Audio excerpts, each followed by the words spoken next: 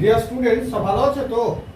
আচ্ছা, সরল সুদ কষার উপর তোমাদের আগে একটা ভিডিও দিয়েছি, আজকে একটা ভিডিও দিচ্ছি। দেখো, সরল সুদ কষার আগের ভিডিও তোমাদের এই ফর্মুলাটা আমি দেখিয়েছি, I is equal to PTR. এখানে পি হচ্ছে মূলধন, টি হচ্ছে সময়, আর হচ্ছে সুদের হার, আই হচ্ছে সুদ। তাহলে এই পি অথবা টি অথবা আর অথবা আই এদের মধ্যে কাউকে জানতে চাইলে, যদি বাদ বাকি একটা জানতে চাই, তাহলে চারটে অজানা তিনটে যদি বলে দেয়, তাহলে আমি এখানে বার করে ফেলতে পারবো। আজকে একটা নতুন ফর্মুলা আমি লিখে রেখে দিয়েছি। এটা ফর্মুলা না, খুব ইজি ব্যাপার। এখান থেকে যখন আমরা কোনো একটা মূলধনের সুদ বার করে ফেলতে পারবো, তাহলে কারো কাছ থেকে আমি ধরো তুমি 1000 টাকা ধার নিয়েছো, এখন তাকে যখন তুমি 2 বছর পরে টাকাটা শোধ দিতে যাবে, তাহলে তোমাকে 1000 টাকা প্লাস এই 1000 টাকার উপর সুদটা দিতে হবে, যদি তার সঙ্গে তোমার সুদের চুক্তি থাকে। তুমি ব্যাংক থেকে 10,000 টাকা ধার নিয়েছো, তাহলে ব্যাংকের সঙ্গে তোমার সুদের চুক্তি আছে, ধরো 5% সুদ, তাহলে এই 10,000 টাকার উপর 5% সুদ তোমাকে দিতে হবে। তাহলে 10,000 প্লাস সুদ, এইটা টোটাল তোমাকে ব্যাংকে ফেরত দিতে হবে, তবে তুমি ক্লিয়ার পাস সার্টিফিকেট পাবে যে ব্যাংকের সঙ্গে তোমার আর কোনো লেনাদেনা নেই। তাহলে এই সুদ এবং আসল দুটোকে একসঙ্গে বাংলা ভাষায় বলা হয় সবৃদ্ধিমূল। তো তার একটা ফর্মুলা, সবৃদ্ধিমূলকে আমরা সাধারণত এ দিয়ে চিহ্নিত করি। তাহলে এ ইজ ইকুয়াল টু, এটা হচ্ছে মূলধন বা আসল, আই হচ্ছে সুদ, আই হচ্ছে সুদ, আর এটা হচ্ছে আসল। তাহলে সবৃদ্ধিমূল হচ্ছে পি প্লাস আই। এই দুটো ফর্মুলা আমি লিখে রেখেছি। এখন চলো কিছু অঙ্ক করে করলে, যদি সমাধান করি, তাহলে দেখবে তোমাদের আইডিয়াটা একবারে পরিষ্কার হয়ে যাবে। অঙ্কগুলো দেখো, বলছে বার্ষিক 8.13% সরল সুদে 960 টাকা 1 বছর 3 মাসের সবৃদ্ধিমূল কত? অর্থাৎ 960 টাকা খাটানো হয়েছে 8.13% বা শতকরা হারে, কতদিন খেটেছে? না 1 বছর 3 মাস। তাহলে তার সবৃদ্ধিমূল কত হবে? এখন এই সবৃদ্ধিমূলটা বার করতে হলে সবৃদ্ধিমূলের আলাদা ফর্মুলা আছে, কিন্তু সবৃদ্ধিমূলের ফর্মুলায় না গিয়ে সরল সুদ কষার ক্ষেত্রে একবারে সোজা ফর্মুলা বসিয়ে দেবো। অর্থাৎ আগে আমি ইন্টারেস্টটা বার করে ফেলবো। ইন্টারেস্টটা যদি আমি বার করে ফেলতে পারি, আসল আমার এখানে বলে দেওয়া আছে, তাহলে আমি সবৃদ্ধিমূল পেয়ে যাবো। পরিষ্কার? তাহলে দেখো, আমার ইন্টারেস্টের ফর্মুলা কি? ইন্টারেস্টের ফর্মুলা হচ্ছে পিটিআর বাই 100। এই ফর্মুলায় আমাকে এই জিনিসটা বার করতে হবে। তাহলে নিশ্চয়ই এই তিনটে জিনিস বলে দেওয়া আছে। দেখো কোথায় বলে দেওয়া আছে। পি বলে দিয়েছে 960 টাকা, অর্থাৎ মূলধন আমার 960। কি বলে দিয়েছে? 1 বছর 3 মাস। তোমাদের একটা জিনিস বলে রাখি, সময় যদি বছর বা দিন যাই বলে দিয়ে থাকুক, আমি সবসময় বছরে নিয়ে চলে যাবো, তাতে আমার হিসেবটা সুবিধা হবে। টি বলে দিয়েছে 1 বছর 3 মাস। তা 1 বছর 3 মাস মানে 1 বছর মানে 12 মাস, আর 3 মাস মানে আরো 3 যোগ হয়ে গেল, অর্থাৎ মোট 15 মাস। তো একে যদি আমি বছরে নিয়ে যাই, তাহলে 15/12, তার মানে 5/4 বছর। 5/4 বছর। তাহলে 5/4 বছর আমি টিটাকে 5/4 বছরে নিয়ে চলে যাই। এটা কিভাবে হলো বুঝলে? 12 মাস হচ্ছে 1 বছর, আর 3 মাস বলে দিয়েছে, তাহলে মোট 15 মাস। তাকে মাসকে বছর করছি, 15/12, 3 দিয়ে কাটাকুটি করলাম, 5/4, তাহলে এত বছর হয়ে গেল। আরো অন্যভাবে হয়, 1 বছর বলে দিয়েছে, তাহলে 1 প্লাস 3 মাস। 3 মাস মানে কি? 1/4 বছর। অর্থাৎ 12 মাসকে 4 দিয়ে ভাগ করে তার 1 ভাগ হচ্ছে 3 মাস, তাহলে 1/4 বছর। তাহলে কি হচ্ছে না 1/1/4 বছর মানে 5/4। এইভাবে এটা করা যায়। ক্লিয়ার? তাহলে এটা আমি মুছে দিচ্ছি। আমার হয়ে গেল 5/4 বছর। এবার বলছে পি টি বসিয়ে দিল। এবার আর হচ্ছে বলছে 8.13। তো 8.13 মানে আর হচ্ছে কত? 8.13।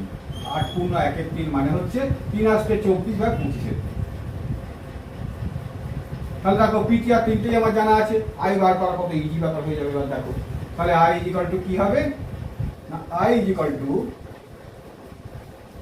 পি হচ্ছে 960, টি হচ্ছে 5/4,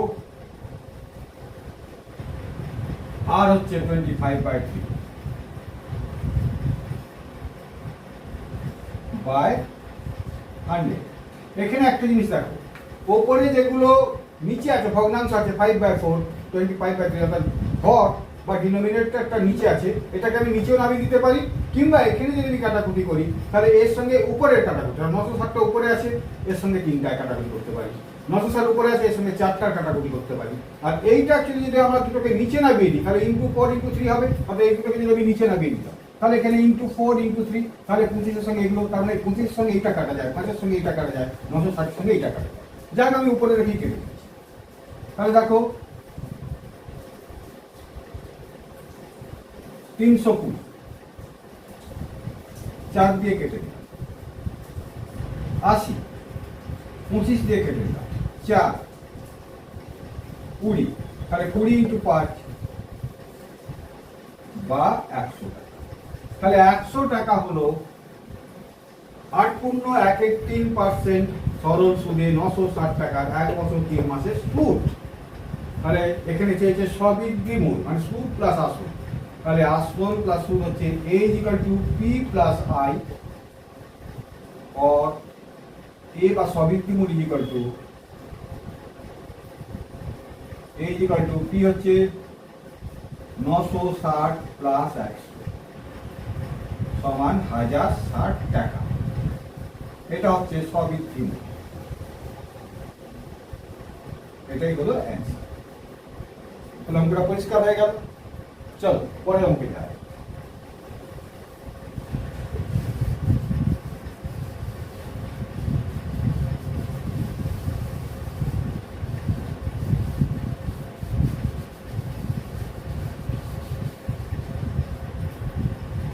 দেখো অঙ্কটা ভালো করে দেখি।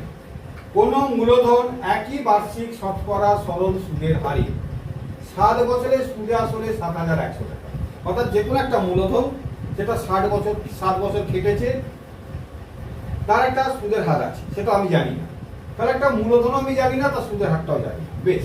কিন্তু মূলধনটা এটা বলে দিচ্ছি যে 7 বছর খাটার পর সুদে আসলে 7,100 টাকা, অর্থাৎ 7 বছরে সুদে আসলে মানে সুদ প্লাস আসলে হবে 7,100 টাকা। আমার হাতে এই ক্লুটা আছে। আর একটা ক্লু আছে, 4 বছরে সুদে আসলে ওই অর্থাৎ ওই মূলধন ওই হারেই খাটছে, তাহলে দেখা যাচ্ছে 4 বছরে সুদে আসলে 6,200 টাকা হবে, অর্থাৎ 4 বছরে সুদে আসলে হবে 6,200 টাকা। এই কেসটা কিন্তু দুটো কেসে আমি কিন্তু মূলধন বা পিটা জানি না, আর পিটা জানি না, আর বা সুদের হারটা জানি না। যাই হোক, জানার দরকার নিয়ে এটা অন্যভাবে বেরিয়ে যাবে। কিভাবে দেখো,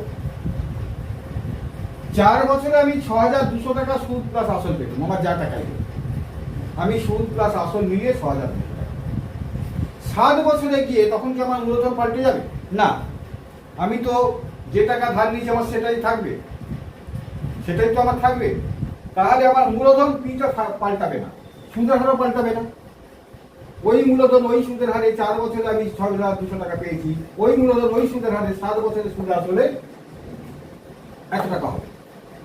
তাহলে এই যে 3 বছর, 7 থেকে 4 বিয়োগ 3 বছর, 3 বছরে যে টাকাটা বাড়লো, কতটা বাড়লো না 900 টাকা।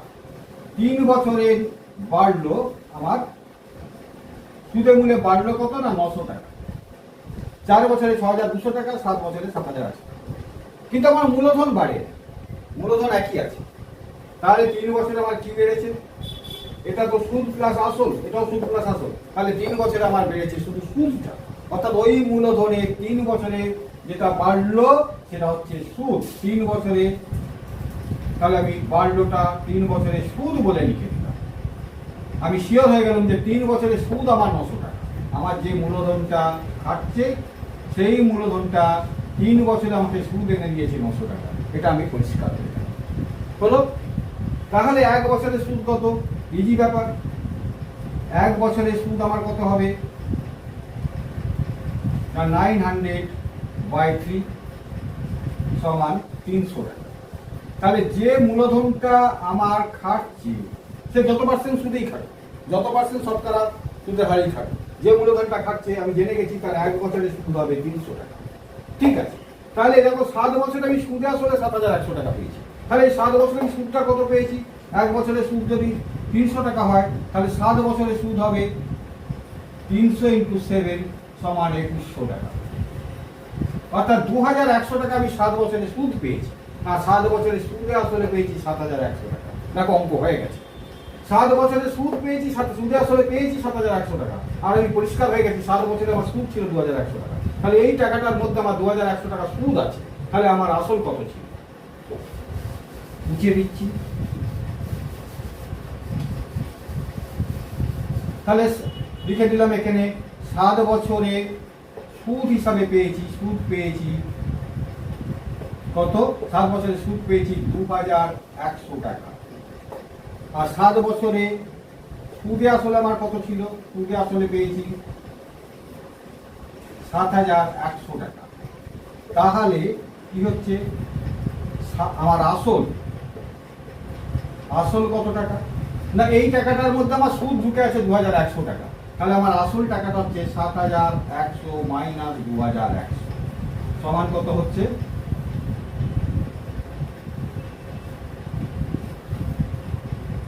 0 0 5, অর্থাৎ 5000 টাকা। তাহলে আমার আসলটা বেরিয়ে গেল 5000 টাকা। অর্থাৎ এই দুটো ক্ষেত্রেই 7 বছরের সুদ আসলে 7100 টাকা হচ্ছে, আমার তো আসলটা একই ছিল। তাহলে আসল আমার খাটছে 5000 টাকা।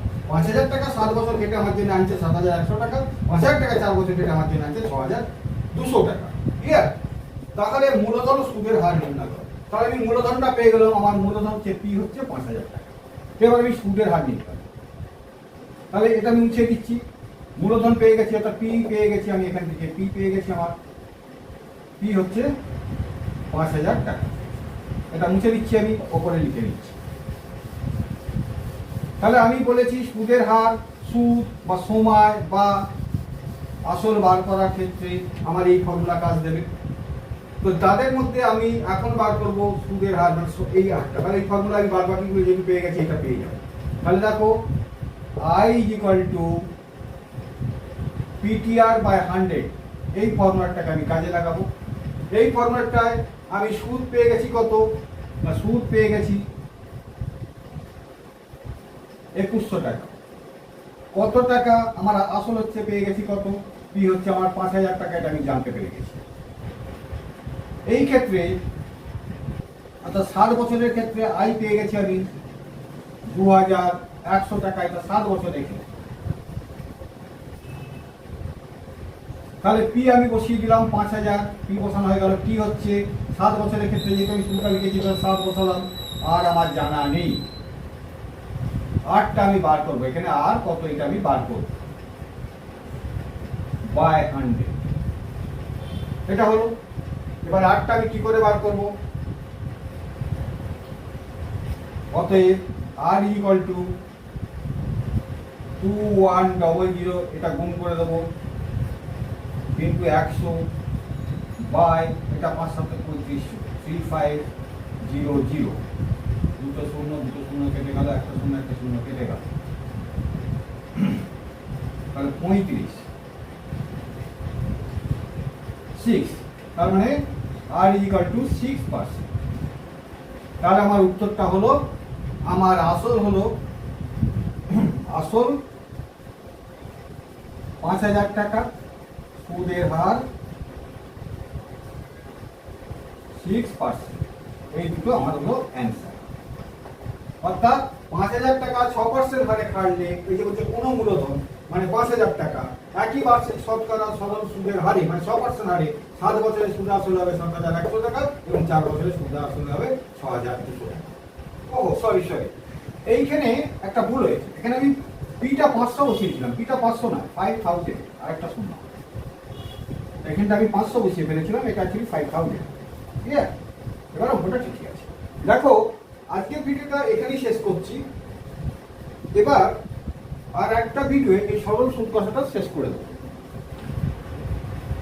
তো ভিডিওটা আমি ছাড়বো, এই ভিডিওটা কিছুক্ষণ পরেই সেই ভিডিও আমি ছাড়বো, ছেড়ে তার সরল সুদ কষাটা শেষ করে দেবো। এবং এরপর থেকে আমি, যেহেতু তোমাদের ফার্স্ট টার্ম পরীক্ষা হয়ে গেছে, সেকেন্ড টার্মে পরীক্ষা অনেক ছেলে আমাকে ফোনে জানিয়েছে যে সেকেন্ড টার্মে পরীক্ষা যেহেতু তাদের কোর্স একটু আলাদা, অন্যান্য চ্যাপ্টার পড়ানো হচ্ছে, ওই চ্যাপ্টারটা প্রথম দিকে শুরু করলে ভালো হয়। তাহলে তোমাদের সেকেন্ড টার্মের পরীক্ষার জন্য যেসব চ্যাপ্টারগুলো আছে পাটিগণিতে, যেমন অংশীদারি কারবার আছে, চক্রবৃদ্ধি সুদ আছে, করণী আছে, এই জ্যামিতি আছে কিছু, সেইগুলো আমি আস্তে আস্তে শুরু করব। এবং প্রথম ইভেন্টের জন্য, প্রথম সেমিস্টারের জন্য যেসব পরীক্ষাগুলো হয়ে গেছে সেই চ্যাপ্টারগুলো ঠিক সময় সময় গ্যাপে গ্যাপে শিখবে। কেমন? তাহলে ভিডিওগুলো ফলো করতে পারো।